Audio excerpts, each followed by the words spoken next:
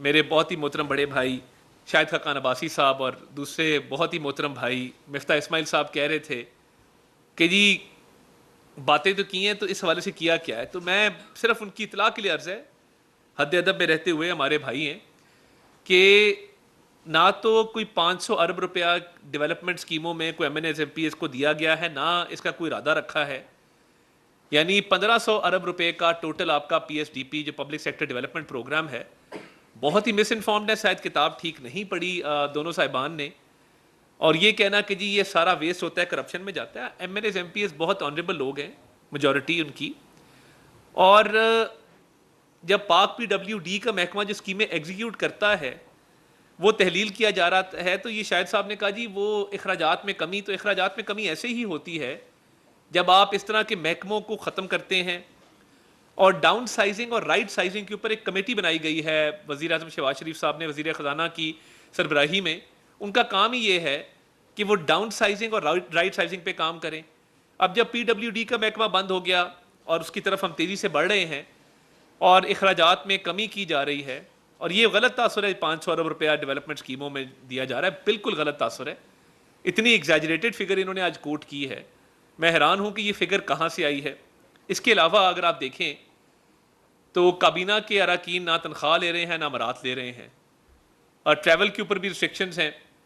اور وزیر اعظم صاحب نے نہ صرف کابینہ کے اراکین بلکہ وزیر اعظم نے خود کبھی بطور وزیر اعظم نہ تنخواہ لی ہے نہ وہ مرات لیتے ہیں, اور یہ شروع سے ان کی عادت ہے.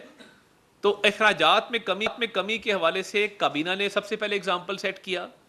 پھر یہ جو محکموں کو ضم کیا جا رہا ہے, میں نے ایک لیٹر لکھا ہے کہ کلچر کے محکمے کو انفارمیشن کے محکمے میں ضم کیا جائے. کسی زمانے میں آپ کو یاد ہوگا کہ انفارمیشن اور کلچر ایک ہی محکمہ تھا اور ایک ہی اس کا کام تھا. تو یہ بھی ضروری تھا کہ اس طرح کے بھی اقدامات کیے جائیں. میں نے ایک لیٹر لکھا وزیر خزانہ کو, اور ڈاؤن سائزنگ اور رائٹ سائزنگ کی جو کمیٹی ہے اس میں یہ بھی کنسیڈر ہوگا, بہت سارے محکمے بند ہوں گے, ڈویژنز بند ہوں گے, ان کو ضم کیا جائے گا. ان کا وہی کام, میں سمجھتا ہوں بڑا اچھا کام کیا محسن نقوی صاحب نے. انہوں نے نارکوٹکس کا جو ڈویژن ہے وہ بند کر کے انہوں نے کہا میں انٹیریئر کے تھرو چلاؤں گا. تو یہ ایک اچھا اگزامپل سیٹ کیا ہے. تو دیکھیے اخراجات میں کمی تو واضح طور پہ کی جا رہی ہے. اب مجھے یہ بتائیے, آپ خود تو obviously آپ کی بہت بڑی ایئر لائن ہے, آپ کو PIA کا ذکر کرنا چاہیے تھا کہ PIA کی جو نجکاری ہے تیزی سے اپنے منطقی انجام تک پہنچ رہی ہے, اور اس وقت جو پوٹینشیل بڈرز ہیں پری کوالیفائڈ ان کو PIA کی مختلف سائٹس کا دورہ کرایا جا رہا ہے. PIA کے جو ایسٹس ہیں وہ ان کو دکھائے جا رہے ہیں. تو قانون کے مطابق یہ انشاءاللہ تعالی اگست کے مہینے میں ہم امید کرتے ہیں کہ یہ معاملہ جو ہے بڑی تیزی سے اپنے منطقی انجام تک پہنچے گا اور بڑی شفاف طریقے سے پہنچے گا. تو یہ اسٹیٹ اونڈ انٹرپرائزز کی جو نجکاری ہے, پرائیویٹائزیشن ہے, اس میں بڑی تیزی آئی ہے. تو یہ ضرور ذکر کرنا چاہیے تھا کہ یہ ایک اچھا قدم ہے, اور اس کی تعریف ہم توقع رکھتے ہیں کہ آپ اس کی تعریف کریں گے. آپ ایک پاکستانی ہیں اور آپ پاکستان کے مسائل کو سمجھتے ہیں, آپ اس سسٹم کا حصہ ہیں. آپ میں سے ایک وزیر اعظم رہا ہے, وزیر پیٹرولیم رہا ہے, ایک وزیر خزانہ رہا ہے مشکل ترین حالات میں, کیونکہ جب مفتاح صاحب وزیر خزانہ تھے تو مہنگائی تب بہت زیادہ تھی, آج بہت کم ہوئی ہے. تو پچھلے سال کے 38% کے مقابلے میں اب جب 11% ہو گئی ہے تو اس کی بھی تعریف کرنی چاہیے تھی. میں سمجھتا ہوں کہ تھوڑی سی انہوں نے کنجوسی سے کام لیا. ان کو ان اقدامات کی, ڈاؤن سائزنگ کی, رائٹ سائزنگ کی, پرائیویٹائزیشن کی, محکموں کے بند ہونے کی, ضم ہونے کی تعریف کرنی چاہیے تھی. مہنگائی میں جو ایک خاطر خواہ اضافہ ہوئے, دیکھیے کوئی بھی طبقہ جو ہوتا ہے اس کو obviously جب آپ ٹیکس لاگو کرتے ہیں تو ان کی طبیعت پہ ناگوار گزرتا ہے. مگر میں آپ کو یہ عرض کرنا چاہتا ہوں کہ دیکھیے جو اس دفعہ 13 ٹریلین کا ریونیو کا ٹارگٹ ہے FBR کا, اس کو اچیو کرنے کے لیے کیا ہوا. FBR میں جو لیکیجز اور لوپ ہولز تھے, وزیر اعظم صاحب نے خصوصی دلچسپی لیتے ہوئے, کارانداز ایک فرم ہے جو ملنڈا گیٹس فاؤنڈیشن سے فنڈڈ ہے, 1 روپیہ حکومت پاکستان کا نہیں لگا, اور FBR کی ڈیجیٹائزیشن کی طرف معاملہ چل پڑا ہے, تیزی سے کام شروع ہو چکا ہے. اور مکینزی کارپوریشن جو دنیا کی ٹاپ کنسلٹنسی فرم ہے وہ فیڈرل بورڈ آف ریونیو کی اس وقت ڈیجیٹائزیشن کر رہی ہے, اس پہ کام کر رہی ہے. تو یہ بھی ایک میجر ہے جو میں سمجھتا ہوں کہ آپ کو آج تعریف کرنی چاہیے تھی، کہ دیکھیں کہ بغیر حکومت کے کوئی پیسہ لگائے ملنڈا گیٹس فاؤنڈیشن کے تھرو ایک وزیر اعظم نے اپنا مائنڈ اپلائی کیا اور سمجھا کہ کئی سو ارب روپے بچائے جا سکتے ہیں. تو اس کو اخراجات میں کمی کہتے ہیں، کہ جب آپ اس طرح کے اقدامات لیتے ہیں کہ حکومت کا پیسہ بھی نہ لگے اور کئی سو ارب روپے حکومت کا بچ جائے، یہ شہباز شریف ماڈل آف گورننس ہے. تو یہ بھی خوشائند بات ہے، اس پہ بھی تعریف بنتی تھی. اور مکنزی کارپوریشن جو کام کرے گا وہ بڑا ٹاپ ناچ کرے گا، دنیا کی بیسٹ فرمز میں سے ایک ہے. تو جہاں پہ پرائیویٹائزیشن ہو رہی ہے، ڈیجیٹائزیشن ہو رہی ہے، جہاں پہ ڈاؤن سائزنگ ہو رہی ہے، جہاں رائٹ سائزنگ ہو رہی ہے، جہاں پہ پبلک پرائیویٹ پارٹنرشپ کی طرف موو کیا جا رہا ہے، تو یہ تمام وہ سٹیپس ہیں جس سے دیکھیے اکانومی کی سمت کا تعین ہوگا کہ یہ پازیٹیو ڈائریکشن میں جائے گی. اور میں سمجھتا ہوں کہ اس دفعہ وزیر اعظم پاکستان نے جو کردار وہ ادا کر سکتے تھے کہ کم سے کم جو ہے وہ ٹیکس لاگو کیا جائے. اور کئی دفعہ آپ نیگوسیشنز میں ہوتے ہیں، اور آبویسلی جب آپ ایک فنڈ کے ساتھ نیگوشیٹ کر رہے ہوتے ہیں تو ان کا اپنا فائنینشیل ڈسپلن ہے. تو کئی دفعہ ڈیمانڈ بہت اوپر کی ہوتی ہے، مگر وہ پھر نیگوسیشن کے تھرو ڈیمانڈ کو نیچے لایا جاتا ہے. کئی ٹیکسز جو ہیں وہ مجھے پتہ ہے کہ کئی ٹیکسز 45% سے 35% پہ لائے گئے. اور دیکھیے جو ایگزیمپشنز دی گئی ہیں، میں بڑا کلیئر اس کے اوپر کہ وزیر اعظم کی ذاتی کاوش سے سولر پینل پہ کوئی ٹیکس نہیں لگا. Let me be very clear کہ نہ سولر پینل پہ ٹیکس لگا ہے، نہ ٹیکسٹ بکس کتابوں پہ کوئی ٹیکس نہیں لگا، پینشنرز کی انکم پہ کوئی ٹیکس نہیں لگا، فرٹیلائزر پہ، کھاد پہ اور پیسٹیسائڈ پہ جو زرعی ادویات ہیں ان پہ ٹیکس نہیں لگا. اور یہ بڑا جان جوکھوں کا کام تھا، آسان کام نہیں تھا. مگر میں سمجھتا ہوں کہ ایک باہمت وزیر اعظم ہیں شہباز شریف صاحب، جو نہ صرف اس معیشت کی سمت کو ٹھیک کرنا چاہتے ہیں، وہ چاہتے ہیں قوم خوشحال ہو اور ایک خود انحصار خود مختار قوم بنے.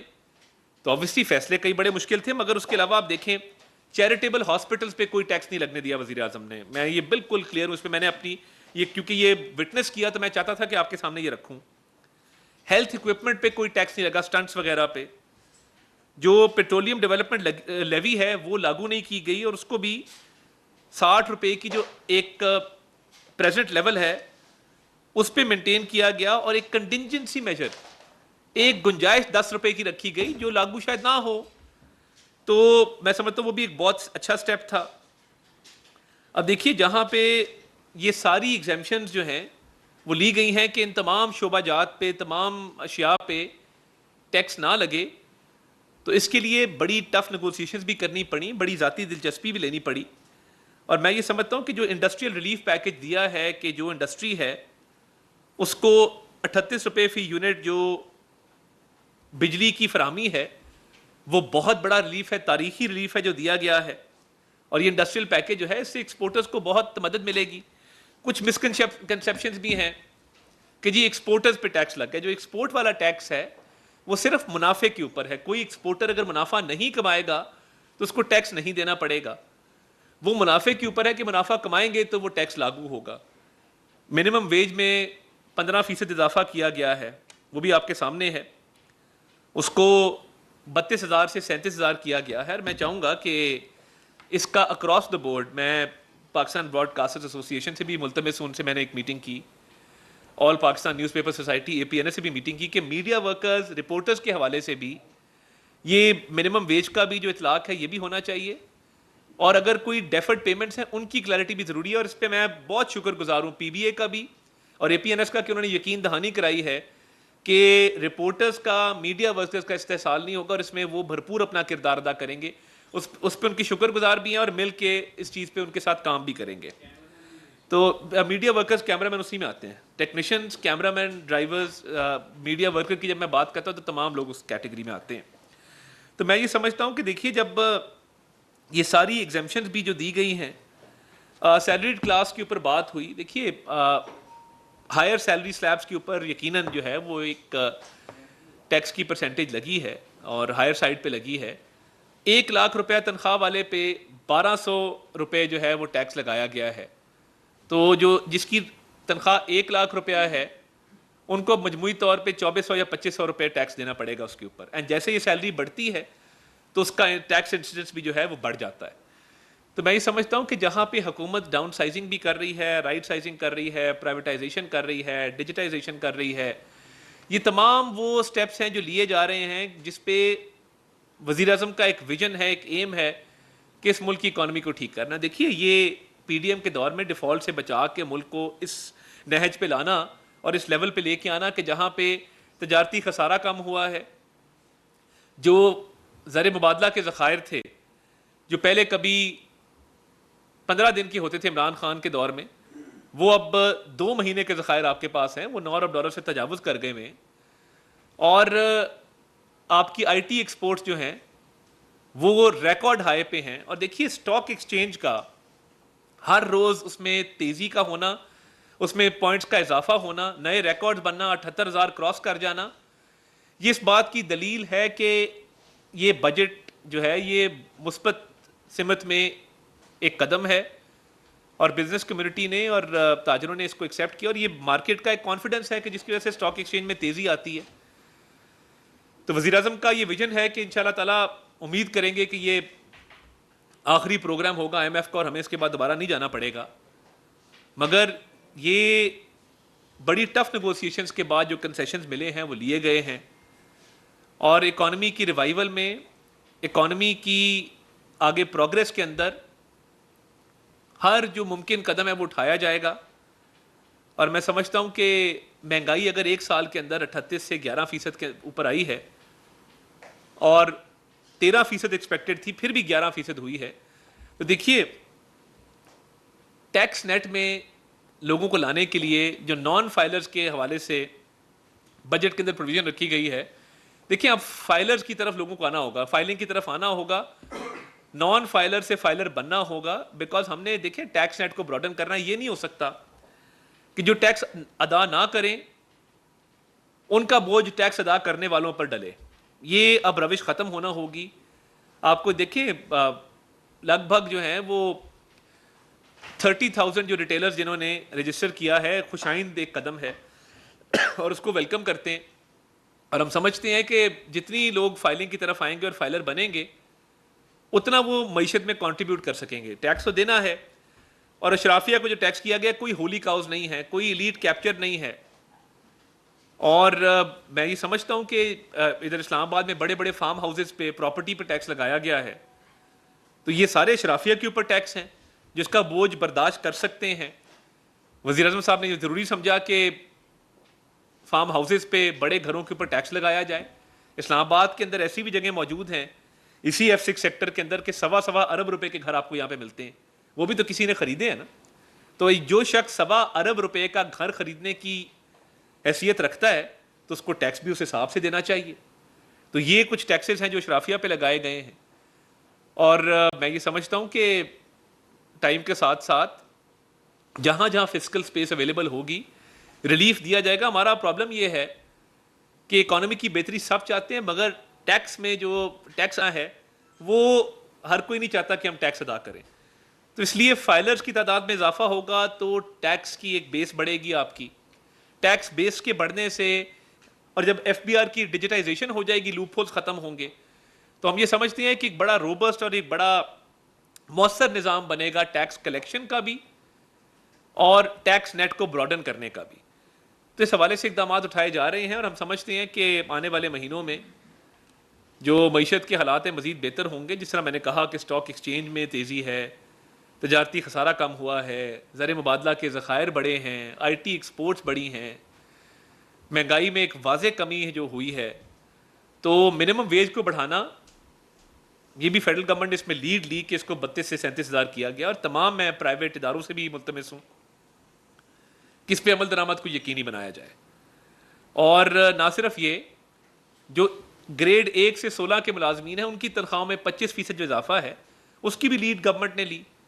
پینشنرز پہ کوئی ٹیکس نہیں لگایا گیا ہے.